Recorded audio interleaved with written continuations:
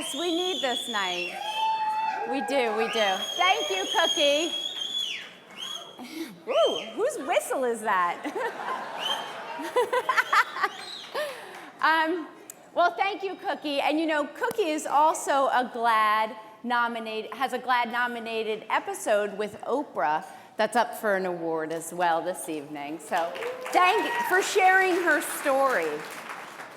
Which she's right. Being a mom to me is my #1 job, and making sure that this world is a better place for my children in the future is why I am the president of GLAAD. It also reminds me of another story that's really near and dear to my heart. The story of Bobby Brooks. Have you heard of Bobby Brooks? Well, I heard about him a few weeks ago because he became the first openly gay president of Texas A&M student body. That's a big deal. Although after my excitement, I tweeted him, I said, I want to get together with you. I read an op-ed article, which was authored by the Secretary of Energy, Rick Perry. He also is a Texas A&M alum, and he said that Bobby's election was diversity run amok and attempted to delegitimize his win. And that's where GLAAD gets involved.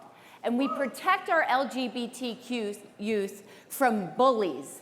That's a bully. Just like I'm a mother and I protect my kids from bullies. With GLAAD's help, Bobby stood up to Rick Perry and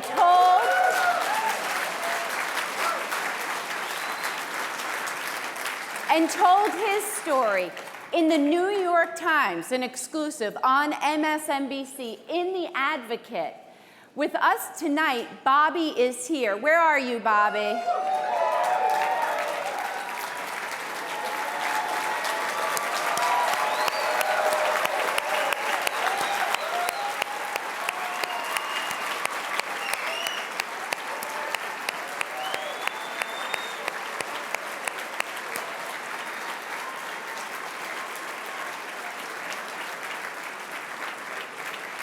This is just one of the many battles GLAAD has taken on.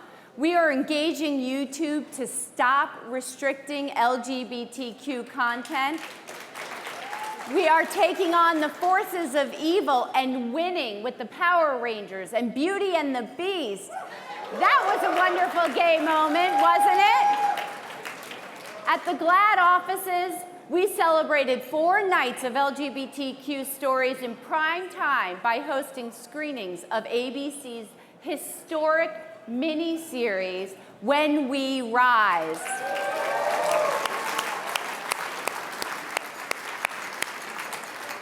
And tonight I'm here to announce another victory for our community. GLAAD is working closely with Nielsen to ensure that all LGBTQ audiences are reported in their TV panels. And we're working with industry leaders Bruce Cohen and Dustin Lance Black to make sure that happens.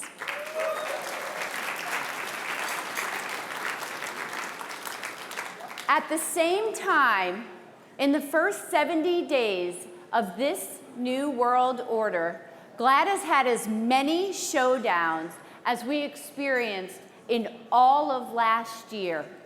And it's only April, guys. Taking on SB 6 in Texas, a quote-unquote bathroom bill that would do nothing more than harm transgender Texans. Beating back the so-called religious freedom executive order.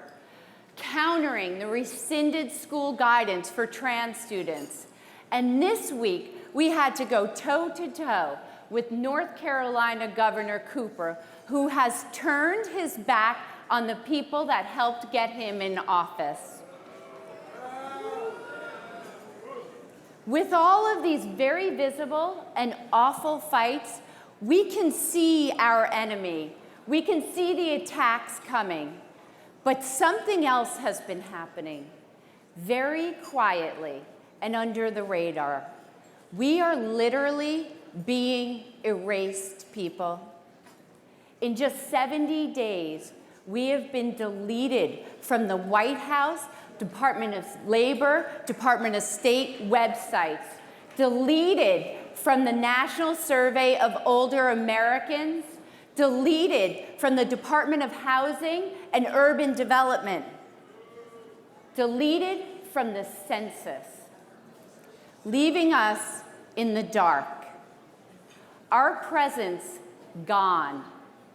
If we are not counted, we do not count.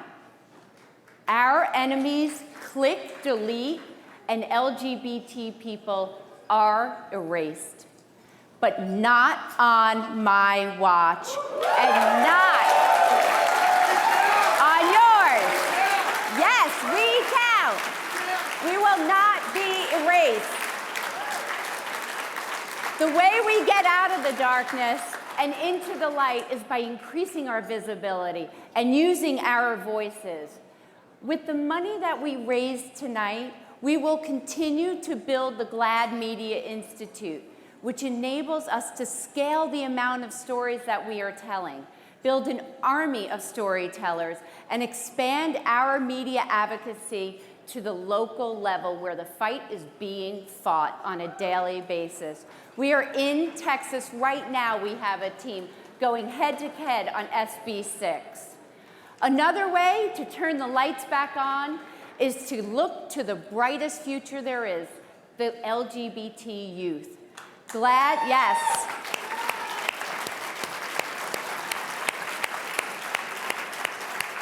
GLAAD's groundbreaking research with the Harris Poll landed on the cover of Time magazine 3 weeks ago, and for good reason. The fact is, 20% of 18 to 34-year-olds identify as LGBTQ. The future is bright. So GLAAD is locking arms with them through our Campus Ambassador program and teaching them how to be media activists, scaling young voices and visibility. And the third source of light is our reinstated rapid response newsroom, which is at the heart of identifying the anti-LGBT actions that must be dismantled. In entertainment, GLAAD has embarked on a new strategy where we are identifying shows that rate really well in C and D counties to influence and impact storylines. We know that policy changes laws, but what we see in media changes hearts and minds. At GLAAD, we are harnessing our power. Our visibility has been our power. Our voice is our weapon. We are not going away. They can delete us from a website, but they cannot prevent us from showing up at the town halls. They can deny Gavin Grimm his day in court, but they cannot stop us from protests outside. They can twist the truth, but they can't ignore the millions who don't believe it. They can shut down a film, but they can't stop us from telling our stories. You must be visible, every one of you in this room. You must speak up. You must raise your voice. We will not be second-class citizens. We will not be erased. We will